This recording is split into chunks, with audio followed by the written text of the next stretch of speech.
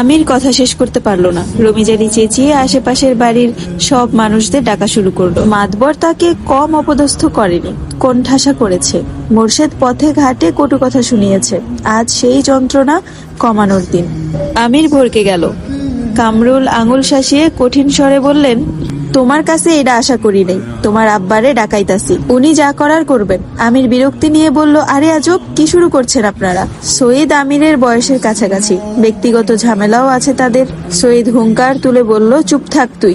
তোর বাপে বাদবর বইলা তোরে ডরাই আমরা? আকাম করবি আর তোরে সাইরা দিমু? আমিরের চোখ লাল বর্ণ ধারণ করে। রেগে গেলে চোখের রং পাল্টে যায় তার। কালো মুখশ্রীর সাথে লাল চোখ ভয়ঙ্কর লাগে তার। সৈয়দ ভেতরে ভেতরে ভয় পেল। আমিরের হাতে কম মার খায়নি সে। তবে আজ সুযোগ আছে, পুরো গ্রামবাসী এক দলে। সে আজ কিছুতেই আমিরকে ছাড়বে না। ঢোক গিলে বলে, চোখ উল্টায় লাভ নাই। কুকামের উসুল না তুলে যাইতাছি না। আমির রাগে সৈয়দের কানের কাছে ঠাস করে থাপ্পড় দিল। মুহূর্তে সৈয়দের মাথা ভন ভন করে উঠল। ততক্ষণে রমিজের উস্কানিতে মানুষজন জড়ো হয়ে গেছে। সবার হাতে টর্চ, হারিকেন, আধার নেমে এসেছে। আমির আবারও সৈয়দকে মারতে গেলে কয়েকজন এসে জাপটে ধরলো আমিরকে। কামরুল একজন মহিলাকে আদেশ সুরে বলেন, শিউলির আম্মা, কয়েকজন লইয়া মাইয়াডারে বাইর কইরা আনো। লুকাইছে নটি, গ্রামটা নটিদের ভিড়ে ধ্বংস হয়ে যাইতাছে। পদ্মজা মাটিতে নতজানু হয়ে কাঁপছে। দ্রুত গতিতে মাথার পা থেকে চুল অবধি কাঁপছে। বাইরের প্রতিটি কথাই তার কানে আসছে। চারপাশে যেন ভন ভন করছে। শিউলির আম্মা পদ্মজার রুমে আসলো। দরজাটা খোলা ছিল। টর্চ জেলে দেখলো পদ্মজা মাটিতে বসে আছে। সে পদ্মজার মাথায় হাত রেখে বলল, কেন এমন কাম করছোস? পদ্মজা ঝাপসা চোখ মেলে তাকালো। শিউলির আম্মা পাশের বাড়ির। পদ্মজার সাথে তার ভালো সম্পর্ক। পদ্মজা শিউলির মাকে জড়িয়ে ধরে হাউমাউ করে কেঁদে উঠল। বলল, ভাবি, আমি কোনো খারাপ কাজ করি নাই, সবাই আমাকে ভুল বুঝছে। রিনা নামের একজন মহিলা পদ্মজাকে জোর করে টেনে দাঁড় করালো। বলল, হেমলতার অনেক বাহাদুরি এই মেয়েকে নিয়ে, অনেক অহংকার। সেই অহংকার আজ ভালো করে ভাঙবে। সে মনে মনে পৈশাচিক আনন্দে মেতে উঠেছে। ঘৃণিত কণ্ঠে পদ্মজাকে বলল, ধরা পড়লে সবাই এমনটাই কয়, আয় তুই। পদ্মজা আকুতি করে বলল, বিশ্বাস করুন, আমি খারাপ কিছু করিনি। আম্মা শুনলে এগুলো মরে যাবে তিনি। আপনারা এমন করবেন না। কারো কানে পৌঁছালো না পদ্মজার আকুতি, মিনতি, কান্না, কোনো কিছু না। সবাই গ্রামের সবচেয়ে সুন্দর মনের, সুন্দর পরিবারের সদস্যগুলোকে ধ্বংস করায় মেতে উঠল। পদ্মজাকে টেনে হিচড়ে বের করে আনে বাড়ির উঠোনে। কখনো ঘোমটা ছাড়া কোনো পুরুষের সামনে না যাওয়া মেয়েটার বুকের ওড়না পড়ে রইল ঘরে, আর সে দাঁড়িয়ে রইল বাইরে। 3-4 জন মহিলা শক্ত করে চেপে ধরে রাখলো পদ্মজাকে। সবাইকে উপেক্ষা করে পদ্মজা ঘৃণা ভরা চোখে তাকালো আমিরের দিকে। আমির চেষ্টা করছে নিজেকে ছাড়ানোর, কিন্তু কিছুতেই পারছে না। পূর্ণা জ্বরে কাঁপছে। বাড়িতে ঢুকে দেখলো কোলাহল। ভয় পেয়ে গেল। একটু এগিয়ে দেখলো পদ্মজার বিভৎস অবস্থা। জ্বর মুহূর্তে উবে গেল। দৌড়ে এসে পদ্মজাকে জড়িয়ে ধরে বলল, চেঁচিয়ে উঠে বলল, আমার আপারে এইভাবে ধরছেন কেন? এই আপা, আপা, কাঁদছো কেন? পদ্মজা কেঁদে বলল, পূর্ণা রে, আম্মা এসব দেখলে মরে যাবে। আমি কিছু করি নাই পূর্ণা। পূর্ণা কিছুতেই বুঝে উঠতে পারছে না যে কি থেকে কি হলো। শুধু অনুভব করছে তার বুক কাঁপছে, ব্যথায় বিষে যাচ্ছে। সে রিনাকে বলল, খালা, আপনি আমার বোনরে এভাবে ধরছেন কেন? ছাড়ে না পারে। রিনা কর্কশ কণ্ঠে বলল, তোর বইনের রস বাইরা গেছিল, এর জন্য খালি বাড়িত বেটা সারা ডাইকাইন না রস কমাইছে। পূর্ণার গা রি রি করে উঠলো। তেজ নিয়ে বলল, একদম খারাপ কথা বলবেন না, আমার আপা মোটেও এমন না। পাশ থেকে অন্য আরেকজন মহিলা উঠে বলল, তোর মা যেমন, মাইয়াডাও এমন হইছে। নিজেও এমন কিচ্ছা করলো, মাইয়াডাও করলো। পদ্মজা চমকে তাকালো। মহিলা বলে যাচ্ছে, বুঝলা সবাই, মায় এক বেশ্যা, মাইয়াডারেও আরেক বেশ্যা বানাইছে। পদ্মজা আচমকা রেগে গেল খুব। আক্রোশে শরীর কাঁপছে। রিনা সহ 2 জন মহিলাকে ঠেলে ঠুলে সরিয়ে রাগে রি রি করতে করতে চেঁচিয়ে বলল, আমার মা নিয়ে কিছু বললে আমি খুন করব, মেরে ফেলবো, একদম জিভ টেনে ছিঁড়ে ফেলবো। পদ্মজার এহেন রূপে সবাই থতমত খেয়ে গেল। লম্বা চুলগুলো খোপা থেকে মুক্ত হয়ে পিঠময় ছড়িয়ে পড়ল। চোখের মনি অন্যরকম হওয়াতে মনে হচ্ছে কোনো প্রেতাত্মার আগে ফসফস করছে। গ্রামের কয়েক মহিলা আবার এটা বিশ্বাস করে পদ্মজা কোনো এক পরীর মেয়ে, তাই এত সুন্দর। এই মুহূর্তে তারা ভাবছে পদ্মজার ভিতরে কিছু একটা ঢুকেছে, তাই আগ বাড়িয়ে কেউ সামনে আসলো না। রিনা একাই এগিয়ে আসলো। পদ্মজার চুলের মুঠি ধরে বিশ্রী গালিগালাজ করলো। এরপর কামরুলকে বলল, কামরুল ভাই, এই বান্দিরে বান্ধা লাগবো। পূর্ণা, প্রেমা পদ্মজাকে ছাড়াতে গেলে সঈদ সহ আরো 3-4 জন আসলো। অন্ধকারের ভিড়ে পড়ে পদ্মজা, পূর্ণা, প্রেমা বাজে ভাবে উত্ত্যক্ত হলো। কয়েকটা কালো হাত নিজেদের তৃপ্তি মিটিয়ে নিল। 3 বোনের কান্না, আর্তনাদ কারো হৃদয় ছুঁতে পারল না। হেমলতার অনুপস্থিতিতে তার আদরের 3 কন্যার জীবন্ত কবর হচ্ছিল। বাধা দেওয়ার কেউ ছিল না। নৌকা ছাড়ার পূর্বে আকাশের কালো মেঘের ঘন ঘাটা চোখে পড়ল। তার কিছুক্ষণ পরে হঠাৎ ঝমঝমিয়ে বৃষ্টি নেমে পড়ল। খোলা নৌকা হওয়াতে চোখের পলকে যাত্রী 5 জন কাক ভেজা হয়ে গেল। ভিজলেন না হেমলতা, মোর্শেদ ছাতা ধরে রেখেছেন। বজ্রপাতের সাথে সাথে হেমলতার আত্মা দুলে উঠছে, মনটা খচখচ করছে। তিনি জলের দিকে স্থির চোখে তাকিয়ে রইলেন। জলে বৃষ্টির ফোঁটা পড়ার সঙ্গেই বলের মতো একদলা পানি লাফিয়ে উঠছে। এরপর ছোট্ট ছাতার মতো আকৃতি নিয়ে চারপাশে প্রসারিত হয়ে হাওয়া মিলিয়ে যাচ্ছে।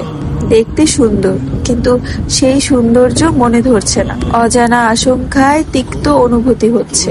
মোর্শেদ গলা খাকারি দিয়ে হেমলতার দৃষ্টি আকর্ষণ করার চেষ্টা করলেন। এরপর বললেন, কিছু খাইবা? হেমলতা নিরুত্তর। মোর্শেদ সূক্ষ্ম হাসি হেসে বলল, আর কিছুক্ষণ, আয়াই পড়ছি। হেমলতা কিচ্ছুটি বললেন না, নিরুত্তরেই বসে রইলেন। বৃষ্টির স্পর্শে নিয়ে আসা হাওরের হিমেল বাতাসের ছোঁয়া লাগছে চোখে মুখে। হাওরের ঘোর লাগা বৃষ্টি দেখতে দেখতে তন্দ্রা এসে ভর করে হেমলতার চোখে। হেমলতা নিকাব খুলে চোখে মুখে পানি দিয়ে তন্দ্রা কাটান। এরপর ক্লান্ত চোখ দুটি মেলে তাকান মোর্শেদের দিকে। মোর্শেদের হাতে হাত রেখে বলেন, আমার এত খারাপ লাগতেছে কেন? বুক পোড়া কষ্ট হচ্ছে। মোর্শেদ হেমলতার কণ্ঠ শুনে সহসা উত্তর দিতে পারলেন না। চিত্ত ব্যথায় ভরে উঠল। কিছু সময় অবহিত হওয়ার পর আশ্বস্ত করে বললেন, আয়া পড়ছি তো, ওই যে বাজারের ঘাট দেখা যাইতাছে। হেমলতা মোর্শেদের হাত ছেড়ে দূরে তাকান। অলন্দপুরের বাজারটা ছোট পিঁপড়ার মতো দেখাচ্ছে। নৌকাটা বারবার দুলছে, চারদিকে ঝড় বইছে, মনেও তো বইছে। তিনি নিজেকে শান্ত করতে চোখ বুঝে বারবার প্রাণ ভরে নিঃশ্বাস নেন। ব্যথাতুর মন আর্তনাদ করে শুধু জানতে চায়, আমার মেয়েগুলো কেমন আছে। রিনা চুল এত শক্ত করে ধরেছে যে পদ্মজার সারা শরীর ব্যথায় বিষিয়ে উঠছে। পদ্মজা আকুতি করেও ছাড় পাচ্ছে না। পূর্ণা, প্রেমা খামচে ধরে রেখেছে পদ্মজাকে। কিছুতেই তারা তার বোনকে ছাড়বে না। আমির ক্রোধে উন্মুক্ত প্রায় হয়ে চিৎকার করে উঠল, কামরুল চাচা, এটা ঠিক হচ্ছে না। মেয়েগুলোর অভিশাপে পুড়ে যাবেন। আমিরের উৎকট উত্তেজনায় ক্ষণকালের জন্য কামরুল হতবুদ্ধি হয়ে গেল। রমিজ আলী কামরুলের নরম নিঃশব্দ ভয়ার্থ মুখের দিকে চেয়ে ভেতরে ভেতরে উদ্বিগ্ন হয়ে তাচ্ছিলের ভঙ্গিতে বলল, বেশ্যাদের সাপে কেউ পুড়ে না। জলিল প্রেমাকে সরিয়ে নিয়েছে। প্রেমার কান্না শোনা যাচ্ছে। বড় আপা করে গলা ফাটিয়ে কাঁদছে। সঈদ অনেক টেনেও পূর্ণাকে সরাতে পারল না, তাই অন্ধকারের সুযোগ নিয়ে পূর্ণার বুকের নোংরা হাতের দাগ বসিয়ে দিল। পূর্ণা এমন ঘটনার জন্য মোটেও প্রস্তুত ছিল না। কোনো মেয়েই এমন নিচু ঘটনার সাক্ষী হতে চায় না। হ্যালো, আসসালামু আলাইকুম এভরিওয়ান, আমি জান্নাত রহমান। আপনারা আমার কণ্ঠে শুনছেন আমি পদ্মজা গল্পের 18তম পর্ব। এই গল্পের লেখিকা হচ্ছে ইলমা বেহরোজ। আমি জান্নাত রহমান ভয়েস দিচ্ছি। আচ্ছা, আমার কণ্ঠ আজকে একটু অন্যরকম শোনাতে পারে, কারণ একটু যে কোনো একটা প্রবলেমের কারণে আজকে সারাদিন আমি স্টোরি দিতে পারি নাই। সারাদিন আমার মুড খুব অফ ছিল, যার জন্য আমার কণ্ঠটা আজকে একদম উল্টাপাল্টা হয়ে গেছে। প্লিজ কেউ মনে কিছু নিয়েন না।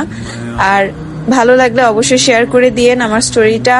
আর হ্যাঁ, আরেকটা পর্ব দেওয়ার চেষ্টা করব ঘন্টাখানিকের মধ্যে। সবাই একটু অপেক্ষা করো প্লিজ।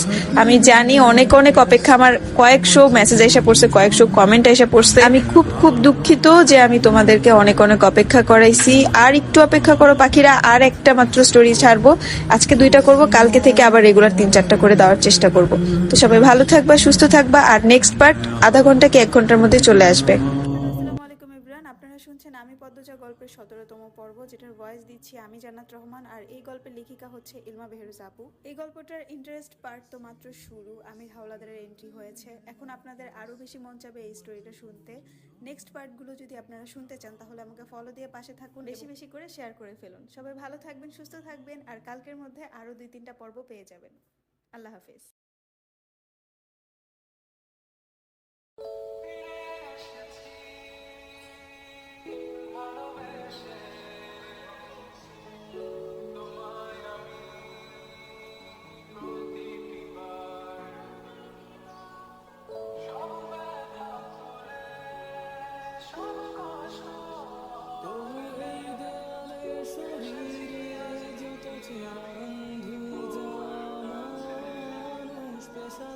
প্রতিহিংসা তোমার চেতনার যত উদ্ভাসিত আলোড়ন আকাশে নতুন কষা নীলে ডুবে থাকা তোমার তার চোখের কাছাকাছি সে ভাগ্যের পথ ভেঙে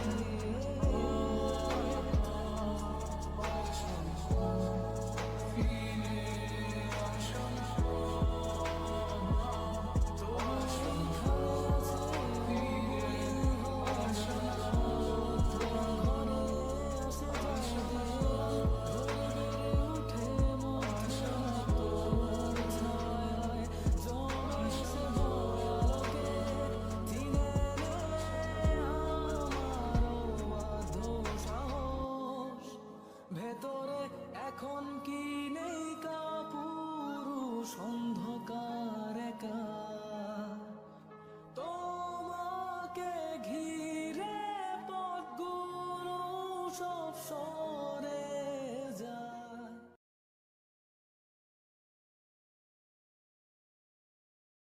বাড়িটা মোড়ল বাড়ি নামে পরিচিত। পদ্মজার দাদার নাম ছিল মিয়াফর মোড়ল। তিনি গ্রামের একজন সম্মানিত লোক ছিলেন। 6 কাঠা জমির উপর টিনের বিশাল বড় বাড়ি বানিয়েছিলেন 4 ছেলের জন্য। 2 ছেলে 16 বছর আগে 1971 সালের যুদ্ধে নিহত হয়েছে। দুইজনই টকবগে যুবক ছিল, আর একজন 8 বছর বয়সে কলেরা রোগে গত হলো। বাকি রইল মোর্শেদ মোড়ল। বর্তমানে এই বাড়ি মোর্শেদের অধীনে, যদিও তিনি থাকেন না সব সময়। পুরো বাড়ির চারপাশ জুড়ে গাছগাছালি, বাড়ির পিছনে নদী। রাত 9টা বাজলেই পরিবেশ নিশুতি, রাতের রূপ ধারণ করে। রাতের এই নির্ঝর প্রান্তন ঝিঝি পোকার ডাকে ছেয়ে গেছে। ঝিঝি পোকার সাথে পদ্মজার ভাঙা কান্না মিলেমিশে ভৌতিক পরিবেশ সৃষ্টি করছে। মনে হচ্ছে কোনো আত্মা তার ইহজীবনে না পাওয়া কোনো বস্তুর শোকে এমন মরা সুর ধরেছে। হেমলতা পদ্মজাকে টেনে পাশে বসান। পদ্মজা ডান হাতের উল্টো পাশ দিয়ে চোখের জল মুছে হেমলতাকে বলল, মামা সৌদিতে যাওয়ার আগের দিন আমাদের সবার দাওয়াত ছিল না নানা বাড়ি? খালামণি, ভাই বোনেরা এসেছিল। সেদিন ঢাকা থেকে যাত্রার লোক আসছিল স্কুলে, মনে আছে আম্মা? আছে। উঠোনে ধপ করে একটা আওয়াজ হয়। হেমলতা পদ্মজা কেঁপে উঠল। পূর্ণা প্রেমা দরজায় কান পেতে রেখেছিল মা বোনের কথা শুনতে। হুট করে কিছু পড়ে যাওয়ার আওয়াজ হওয়াতে দুজন ভয় পেয়ে যায়। দরজা ঠেলে হুড়মুড়িয়ে রুমে ঢুকে পড়ে। হেমলতা বড় মেয়ের সাথে গোপনে বৈঠক ভেঙে দ্রুত পায়ে বারান্দায় এসে দাঁড়ান। উঠানে বিদ্যুৎ নেই, হারিকেন জ্বালান। পিছনে 3 মেয়ে এসে দাঁড়িয়েছে। একজন মায়ের 3 মেয়ে নিয়ে একা এত বড় বাড়িতে বাস করাও যুদ্ধ বটে। হেমলতা গলা উঁচিয়ে প্রশ্ন করলেন, কে ওখানে? আমি। চিরপরিচিত এই কণ্ঠ চিনতে হেমলতার বিড়ম্বনা হলো না। তিনি ব্যস্ত পায়ে উঠানে নেমে আসেন। গেটের পাশে মোর্শেদ মোড়ল পড়ে রয়েছে। গায়ে চাদর হাপড়ের মতো বুক উঠানামা করছে তার, যেন দম ফুরিয়ে যাচ্ছে। হেমলতা 2 হাতে মোর্শেদকে আঁকড়ে ধরলেন। পদ্মজা পূর্ণা দৌড়ে আসে। মোর্শেদের এমফাইসিমা রোগ আছে। এই রোগের অল্প চলাফেরাতেই শ্বাসকষ্ট উপক্রম হয় এবং দম ফুরিয়ে যায়। শ্বাস নেবার সময় গলার শিরা ভরে যায়। 3 মা মেয়ে মোর্শেদকে ধরে রুমে নিয়ে আসে। মোর্শেদ এভাবেই হুটহাট করে বাড়ি ফেরে, কখনো কাকডাকা ভোরে, কখনো নিশুতি রাতে, বা কখনো কাঠফাটা রোদে। মোর্শেদ মোড়লের এমফাইসিমা রোগটা ধরা পড়ে 7 বছর আগে। মোর্শেদের অ্যাজমা ছিল, আবার ধূমপানে খুবই আসক্ত ছিলেন। ফলে ফুসফুসের এই রোগটি খুব দ্রুত আক্রমণ করে বসে। মোর্শেদ খানিকটা সুস্থ হয়ে রাত 1টার দিকে ঘুমালেন। পূর্ণা প্রেমা রুমে গিয়ে শুয়ে পড়েছেন। পদ্মজা বারান্দার রুমে ঝিম মেরে বসে আছে। জানালার বাইরে চোখের দৃষ্টি জ্যোৎস্নাগুলি পড়ছে। কি সুন্দর দৃশ্য। পদ্মজার মন বলছে মা আসবে তার খোঁজে, পুরোটা ঘটনা শুনতে আসবে। সত্যি তাই হলো। কিছুক্ষণ পরই হেমলতা আসলো। আম্মা, বাতিটা নিভিয়ে দাও, বলল পদ্মজা, কণ্ঠ খাদে নামানো। হেমলতা বাতি নিভিয়ে পদ্মজার পাশে বসে। পদ্মজা তৈরি ছিল, তবুও অপ্রস্তুত হয়ে পড়ে। খুব অস্বস্তি হচ্ছে সে গোপনে দীর্ঘশ্বাস ছাড়ল। পদ্মজা তখন 4র্থ শ্রেণীর ছাত্রী, বয়স ছিল 10। খুব কম বয়সেই তাকে স্কুলে পাঠানো শুরু করেন হেমলতা। সেদিন নানা বাড়িতে সবার দাওয়াত পড়ে। হানিফ চলে যাবে সৌদিতে, তাই এত আয়োজন। পরিবারের মিলন আসর বসে। স্কুল মাঠেও সেদিন নাচ গান অনুষ্ঠিত হয়। বাড়ির সবাই সেখানেই চলে যায়। বাড়িতে থাকে শুধু পদ্মজা, পদ্মজার বৃদ্ধ নানা আর হানিফ। পদ্মজা ঘুমেছিল, তাই বাকিদের সাথে যেতে পারেনি। যখন ঘুম ভাঙে আবিষ্কার করলো বাড়িতে কেউ নেই। মোর্শেদ হঠাৎ করে অসুস্থ হওয়াতে হেমলতা বাপের বাড়িতে উপস্থিত ছিল না। পদ্ম নাকি? পদ্মজা বাড়ি থেকে বের হওয়ার উপক্রম হতেই কানে আসে হানিফের ডাক। পদ্মজা মিষ্টি করে হেসে মাথা নাড়ালো। হানিফের লোলুপ দৃষ্টি তখন পদ্মজার সারা শরীর ঘুরে বেড়াচ্ছে। এইটুকু মেয়ের ফর্সা চামড়া, বিকৃত মস্তিষ্কে হানিফকে যেন বড্ড টানে। আয় তো,